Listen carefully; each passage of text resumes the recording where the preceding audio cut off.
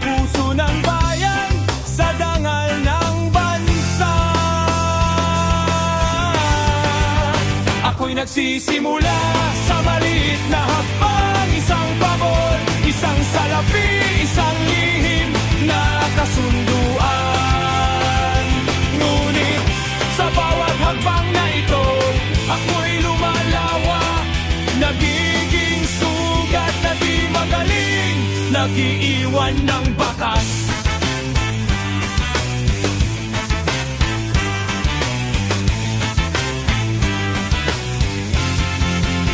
Ako'y nagtatago sa likod ng mga pader, ng mga pangakong napako, ng mga salitang binawi.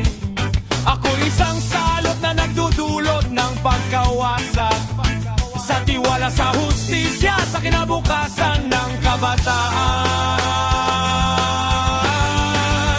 Ako'y nagbubunga ng kahirapan at kawalang pag-asa, nagpapalago ng pagkakaiba, nagdudulot ng paghihirap. Sa bawat pirma, sa bawat desisyon na pinalalampas, ako'y nagkakalat ng kasakiman, nakatiwalian ng kasinungalingan.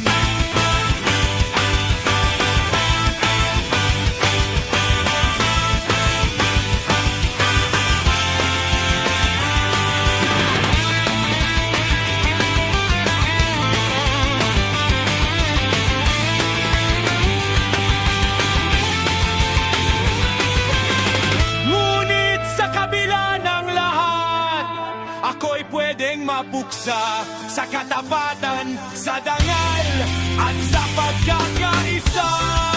Tayo'y magkaisa laban sa aking panlilinlang upang ang bayan